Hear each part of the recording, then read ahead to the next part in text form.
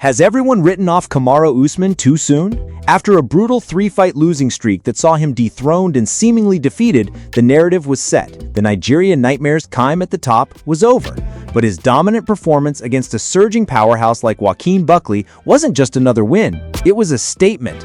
A brutal, grinding victory that exposed a shocking truth about the new generation of welterweights and revealed that the ghost of a champion still haunts the division. In his fight against Buckley, we witnessed the ghost of a prime Kamaru Usman.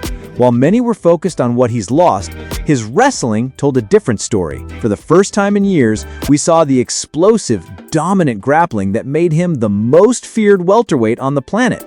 He didn't just take Buckley down, he dismantled him.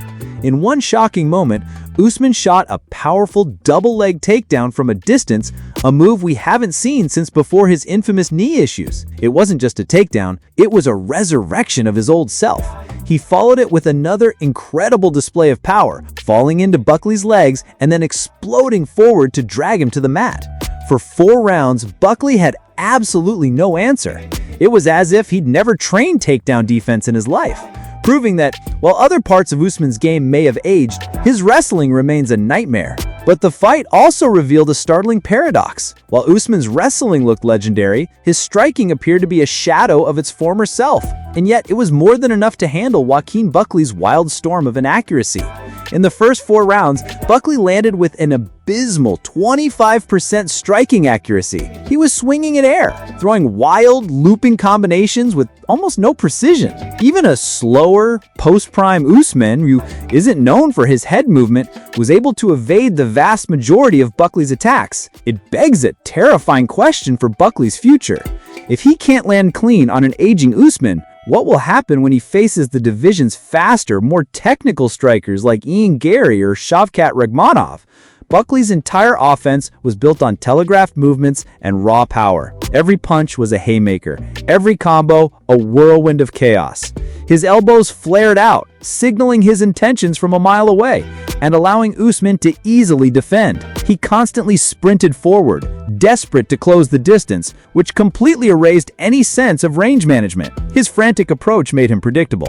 Usman, a master of fight IQ, read him like a book. When Buckley would duck his head, throwing his eyes to the floor, Usman would simply pull back, letting the storm pass before picking his shots. This wasn't a fight won on luck.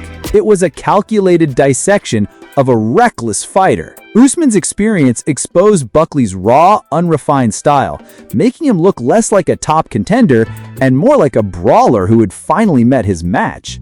However, amidst the storm of misses, Buckley did find a secret weapon, one combination that consistently found its mark. He discovered that by feinting with his left hand, he could trigger Usman's defensive instinct to duck his head. As Usman lowered his level, Buckley would unleash a brutal right uppercut, catching him on the way down. It was a smart, effective adjustment that he landed multiple times, proving he wasn't just a one-dimensional powerhouse. This was his best work of the night, a brief flash of the tactical mind hidden beneath the chaotic exterior. In the 3rd round, he perfectly weaved under a hook from Usman and landed a flurry of his own, knocking the former champion off balance. It was a moment of brilliance, but it was fleeting, raising the question of whether brief flashes are enough to truly compete with the division's elite. Despite Buckley's moments of success, the fight ultimately became a test of a champion's chin.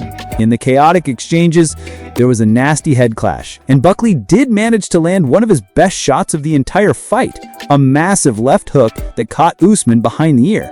But the Nigerian Nightmare absorbed it all, without so much as a wobble. He took the kind of shots that would have put lesser fighters to sleep and kept moving forward. This is the difference between a contender and a legend. Usman's chin was forged in championship rounds against the best in the world, and that durability is simply cannot be taught. He proved that even a diminished version of himself is still tougher and more resilient than the rising stars trying to take his place.